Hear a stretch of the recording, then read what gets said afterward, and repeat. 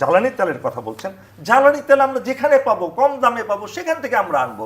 দেশের স্বার্থ যেখানে সংরক্ষিত হবে, যেখানে একটা crisis moment in Bangladesh, Hormuz প্রণালী বন্ধ হয়ে গেছে ইরান এবং ইসরায়েল আর আমেরিকার যুদ্ধের কারণে, সেই যুদ্ধের কারণে তেল শুধু বাংলাদেশে না সারা পৃথিবীর ক্রাইসিস শুরু হয়ে গেছে। সেখানে বাংলাদেশের একটা পরিকল্পনা থাকবে, পরিকল্পনা মন্ত্রী আছেন, বাংলাদেশের মন্ত্রীরা আছেন, নতুন নির্বাচিত সরকার আছে, তারা সুন্দর পরিকল্পনা নিবেন কিভাবে এই জ্বালানি তেলের সমস্যার সমাধান করা যাবে। হ্যাঁ, এই ক্ষেত্রে যে সমস্যাটা হচ্ছে সামান্তা, সেটা হলো আমাদের জাতিগতভাবে ডিসিপ্লিনের সমস্যা আছে। আমরা অত্যন্ত উগ্র অনেক সময় হয়ে যায়। সেটা কিরকম উগ্র? আমরা নিজের স্বার্থের ক্ষেত্রেও, নিজের আদর্শের ক্ষেত্রে আমরা উগ্র হয়ে যাই, আমরা মধ্যপন্থা অবলম্বন করতে জানি না।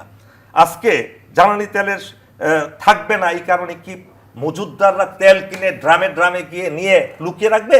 তাই তো হচ্ছে, ড্রামে ড্রামে ভরে তারা তেল কিনে নিয়ে যাচ্ছে, লুকিয়ে রাখছে, এবং একটা কৃত্রিম সংকট সৃষ্টি করারও চেষ্টা করা হচ্ছে। প্রত্যেক গাড়ি লাইন ধরে, কি প্রত্যেক দিন কি এরকম লাইন হতো এর আগে? এখন হচ্ছে কেন? স্বাভাবিকভাবে হলেই হলো যে আপনি 2 লিটার কিংবা 2000 টাকার কিংবা 1000 টাকার তেল বেশি নিতে পারবেন না।